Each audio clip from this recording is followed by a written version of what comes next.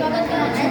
આ વર્ષના ગણિત વિજ્ઞાન પ્રદર્શનના મુખ્ય થીમ છે ટેકનોલોજી અને રમકડા, જેમાં વિભાગ 1 માહિતી અને પ્રત્યયનમાં ટેકનોલોજી અને નાવીન્ય। અમારી યોજનાનું નામ છે AR, ક્વિઝ અને એપ્સનો શિક્ષણમાં ઉપયોગ। આજનો યુગ એ ટેકનોલોજીનો યુગ છે। ટેકનોલોજીનો શિક્ષણમાં ઉપયોગ કરી શિક્ષણને કેવી રીતે રસપ્રદ અને અસરકારક બનાવવું એ માટે અમે આ ગણિત વિજ્ઞાન પ્રદર્શનમાં શિક્ષણમાં આઈસીટીનો ઉપયોગ થાય એ માટે શિક્ષણમાં AR એટલે કે augmented reality, VR, virtual reality, QR code, use response code, એવી અને થોડી એપ્સ વિશે વાત કરી છે। સાધન સામગ્રી, mobile, QR cube, VR box, VR computer વગેરે। જેમાં જે તે માહિતીને ફોન સાથે કનેક્ટ કરવામાં આવે છે અને તેને સ્કેન કરતા 2Dમાં સરળતાથી જોઈ શકીએ છીએ, જેમ કે સૂર્યમંડળ, શરીરના અવયવો વગેરે।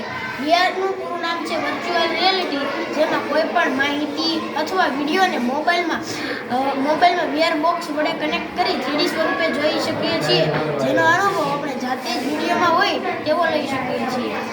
QRનું પૂરું નામ છે ક્વિક રિસ્પોન્સ। એની માહિતી કોઈ પણ માહિતી જેવી કે વિડીયો ઇમેજની લિંક QRમાં કન્વર્ટ કરી તે માહિતીને મૂકી શકીએ છીએ અને ટચ QR પણ બનાવી શકીએ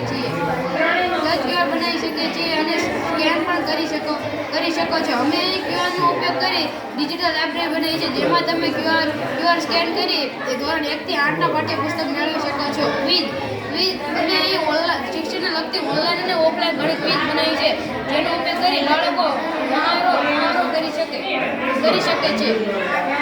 એપ્સમાં અમે શાળા અને દીક્ષા એપ વિશે માહિતી મૂકી છે, જેમાં ધોરણ 1 થી 12ના કોઈ પણ વિષયની માહિતી PDF અને વિડીયો સ્વરૂપે જોઈ શકીએ છીએ। અવલોકન બાળકો ટેકનોલોજીનો શિક્ષણમાં ઉપયોગ કરતો થાય છે। ફાયદા બાળક ટેકનોલોજીનો શિક્ષણમાં ઉપયોગ થાય છે। શિક્ષણ રસપ્રદ બને, કઠિન લાગતા મુદ્દા સરળ બને, બાળક જાતે શીખી શકે। ગેરફાયદા બધા